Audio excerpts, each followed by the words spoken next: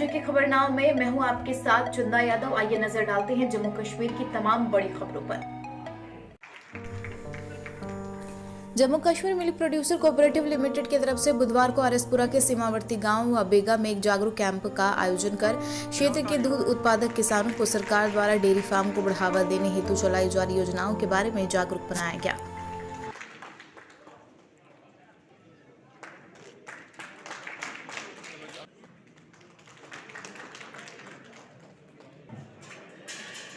अशोक कुमार अब दुनिया से सुभाष चंद्र।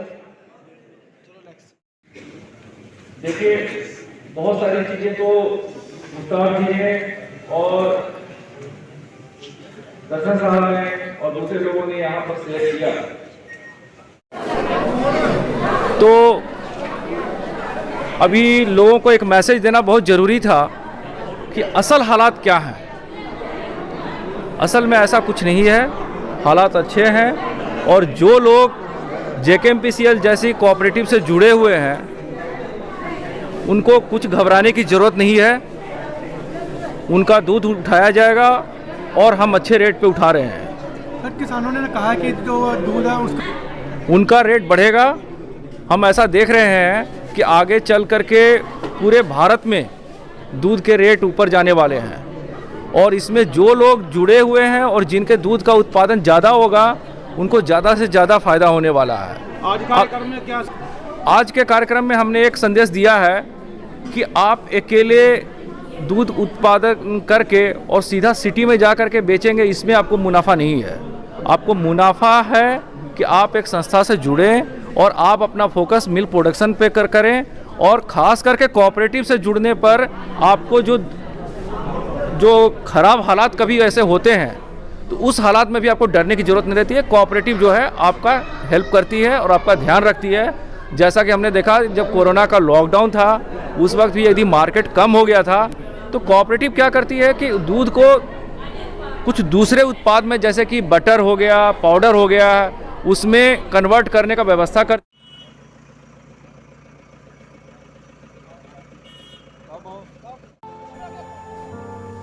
ब्लॉक सुचेतगढ़ की रंगपुर मुलानिया पंचायत के सरपंच पुष्पा देवी ने अपने पंचायत में विकास कार्यों को जारी रखते हुए बुधवार को गांव रंगपुर में सिंचाई नाले का निर्माण कार्य शुरू करवाया, जिस पर कुल 2.5 लाख रुपए की राशि खर्च की जाएगी। इस मौके पर पंचायत की पूर्व सरपंच जसबीर सिंह समोत्रा सहित पंचायत के अन्य प्रतिनिधि विशेष तौर पर मौजूद रहे।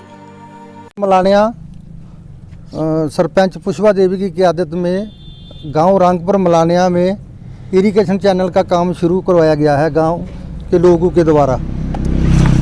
इस काम के करीब 2.5 लाख रुपए का ये काम है और ये काफ़ी पुरानी डिमांड थी। यहाँ पे दिनेश भारती जी का सालाना सतवाह भी होता था और काफ़ी श्रद्धालु जो जहाँ पे आते थे और यहाँ पे ना तो कोई पुली थी, एक कच्चा नाला था, तो बहुत ही दिक्कत आती थी। दूसरा कि ये इस पूरे मोहल्ले का पानी जो है वो आगे जाता तो यहाँ पे पानी ये रुकता था और ये काफ़ी पुरानी डिमांड थी और उस डिमांड को पूरा करते हुए आज इरिगेशन चैनल का ये टेंडर जो सुरजीत सिंह के नाम पर हुआ था और आज सरपंच पुष्पा देवी जी ने पंचायत रंगपुर मुलानिया की तरफ से काम शुरू करवाया है और मुझे उम्मीद है कि ये पंचायत के रंगपुर मुलानिया के इस मोहल्ले के लोगों को काफ़ी सुविधा मिलेगी और जो खासकर जो हमारा धार्मिक सतवाह होता है उसके लिए भी जो जितने भी हज़ारों के हिसाब से जो श्रद्धालु आते थे उनको भी यह राहत मिलेगी ताकि साफ़ सुथरा ये रास्ता बनेगा।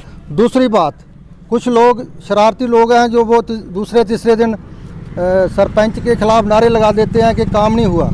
रंगपुर मुलानिया गांव में इरिगेशन चैनल के अलावा कम से कम भी 38 स्टील लाइटें जो हैं वो पंचायत फंड से लग चुकी हैं और उसके बाद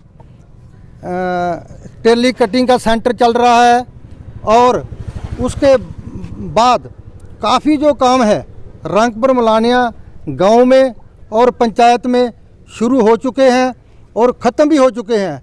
इस रंगपुर मुलानिया गांव की मैं बात करूं तो 7 लाख की गली जो है वो जल्दी ही शुरू होने वाली है और 8 लाख कुछ का टेंडर वो जसबीर सिंह पप्पा के नाम पे जो नियामतगार बनेगा हमारे रंगपुर मुलानिया में, जहाँ पे नायब तहसीलदार पटवारी बैठेंगे, उसका भी काम शुरू होने वाला, टेंडर हो चुका है।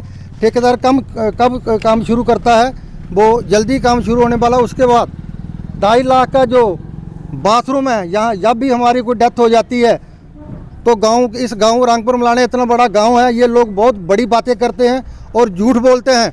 इन्होंने कोई डेवलपमेंट इन लोगों ने नहीं करवाई है, सिर्फ नारे लगाते हैं और झूठी बातें करते हैं। और ये 2.5 लाख रुपए का जो लेडीज़ बाथरूम है माता मंदिर के साथ, ये भी जल्दी ही काम शुरू होने वाला है।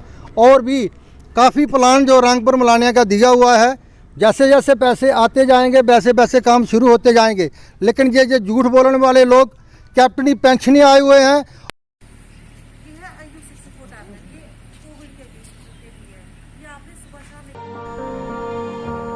अंतिम आशा फाउंडेशन की तरफ से बुधवार को आयुष मंत्रालय के सहयोग के साथ शहर के पुरखू क्षेत्र में 1 दिवसीय मेडिकल कैंप का आयोजन किया, जिसमें लोगों को निःशुल्क दवाइयां वितरित करने के साथ साथ डॉक्टरों द्वारा लोगों को कोरोना महामारी से बचने के उपायों के बारे में विस्तार से जानकारी दी गई। अंतिम आशा फाउंडेशन के निदेशक नीलम की अध्यक्षता में लगाए गए 1 दिवसीय कैंप के दौरान डॉक्टर सारिका रवि कुमार आदि ने लोगों में निःशुल्क दवाइयां वितरित की और दवाइयों के इस्तेमाल के बारे में जानकारी दी। बनाया है जैसे तो दवाइयां देनी है, ठीक है, दवाई किस चीज़ की देनी है सारी डिटेल तुझे मैडम ने सुनानी है। साढ़े डॉक्टर और आए हैं जिन्हें सारा तो ही दसना कि किस चीज़ की दवाई है, की चीज़ें तुझे कल लैनी है, A to Z जो प्रोटोकॉल तुझे क्या फॉलो करना है। क्योंकि जेल्लै कोविड दोबारा आई गया, तीसरी लहर आई गई है, तो इसलिए असें इन्ना आसान नहीं लैना। क्योंकि पहले 2 लहर जिनके परिवार के सदस्य इस दुनिया छड्डी चली गए हैं, उन्हें पता है कितना सीरियस चीज़ है, इसे हल्के च नहीं लैना। और असें सारी दवाइयां तुझे फ्री देनियां, फ्री की देनियां, क्योंकि मोदी ने स्कीम कड्ढी कि अज बड़े लोग जेह्ड़े दवाइयां अफोर्ड नहीं कर सकते, जाई नहीं सकते बाहर दवाई लैन, तो उन्हें दवाइयां फ्री देनियां। पहले तो मैं अपने बारे सनाई कि तुम सारे महीने जान दो, लेकिन फिर भी आशा फाउंडेशन है, ये मैं CEO और डायरेक्टर हाँ नीलम, ठीक है। ये मैं स्टार्ट किया कि मैं अपने महल्ले तो स्टार्ट करा, क्योंकि इंसान ने कोई भी चीज़ अगर कोई भी अच्छा काम करना पहले अपने घरों अपने महल्ले भी है करके फिर से आगे जाके, इस तरह ने मैं प्रोग्राम स्टार्ट किया। और ये A to Z जो प्रोटोकॉल फॉलो करने ने, क्या करना है, कि'यां तुसें दवाई लैनी है, इस दवाई के क्या फायदे होने हैं, उसे तुसें निक्की निक्की डिटेल साड़ी मैडम और दस्सणगे, कि तुसें सनागे कि'यां दवाई लैनी है। लेकिन एक और चीज़ आए तुंदे कोल चाहने कि तुस सानूं एह्दे केह् करो, अपना सहयोग कि साढ़े पड़ोसी लोग ने जो भी है, अस उन्हें समझाना कि विदाउट मास्क वो नहीं रहने। ये मैम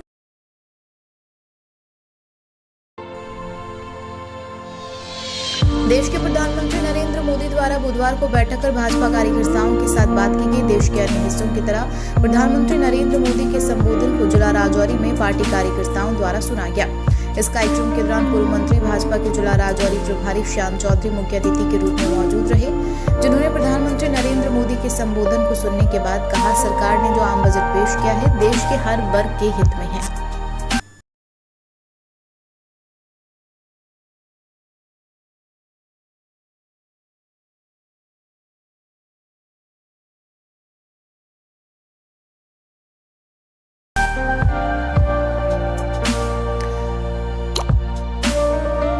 बाबा लाल दयाल की जयंती पर भंडारे का आयोजन आरएसपुरा जम्मू में सदगुरु बाबा लाल दयाल की 667वीं जयंती पूरा श्रद्धा एवं हर्षोल्लास के साथ मनाई गई। समाज सेवक पूर्व सरपंच पंचायत जिनलहड़ शर्मा की अध्यक्षता में गांव चकसला में आयोजित समारोह में महान संत एवं समाज सुधारक बाल लाल दयाल जी की 66वीं जयंती को मनाने को लेकर सुबह हवन यज्ञ पूजन किया गया।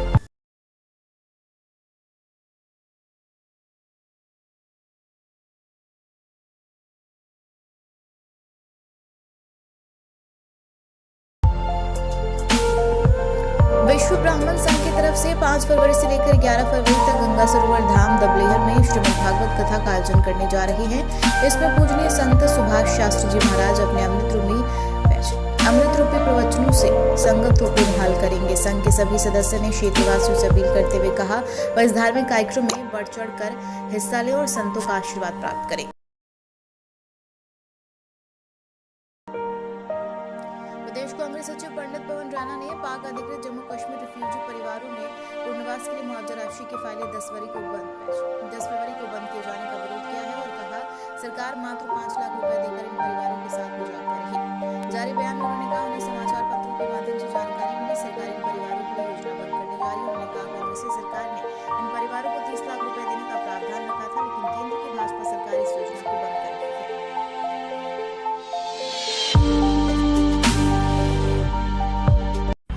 आज बड़े अफसोस की बात है कि केंद्रीय सरकार ने जो रियासत जम्मू कश्मीर के जो रिफ्यूजी लोग थे उनके साथ बहुत ही बड़ी बेइंसाफ़ी की है। हमें पता चला कि जब जम्मू कश्मीर से जो पहले सरकार थी कांग्रेस पार्टी की, उसने केंद्रीय सरकार को एक प्रपोजल भेजा था इन रिफ्यूजियों के लिए, चाहे वो 1947 के थे, 65 के थे, 71 के थे, उसमें चाहे कोई हिंदू था, मुसलमान था, सिख था, ईसाई था, जो लोग पाकिस्तान से उजड़ के ऐसे जम्मू कश्मीर में आए थे, उनके लिए क्या पुरानी सरकार ने एक पैकेज भेजा था कि इन लोगों की जो जमीन जायदाद थी वहाँ पे जो लोग बेचारे छोड़ के आए थे, 30 लाख का पैकेज बना के केंद्रीय सरकार को भेजा था। बदकिस्मती से उस वक्त यहाँ जो हमारी सरकार थी, कांग्रेस पार्टी की मिली जुली सरकार थी, नेशनल कॉन्फ्रेंस के साथ वो सरकार टूट गई। उसके बाद केंद्र में भारतीय जनता पार्टी की सरकार काबिज हुई और रियासत में, तो वो जो पैकेज इन लोगों के लिए बनाया गया था 30 लाख का, वो तो इनको 30 लाख मिलना चाहिए था, लेकिन इस वक्त की जो सरकार है उस सरकार ने इन लोगों के साथ जो बेइंसाफी की, सबसे पहले इन लोगों को लिए 5 लाख रुपया दिया गया। 5 लाख देने के बावजूद इन लोगों को उस फॉर्म पे लिखा गया कि वन टाइम सेटलमेंट, जो कि सरासर गलत थी।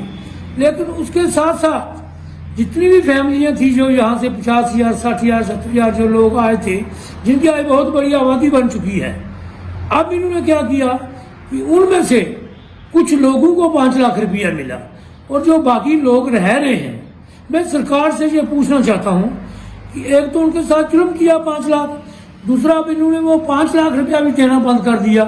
अब बाकी जो परिवार हैं 10,000, 20,000 जो लोग रहते हैं, वो क्या करेंगे? और मैं इस सारी बात की आज की खबरों में फिलहाल इतना ही। मुझे दीजिए इजाजत। नमस्कार।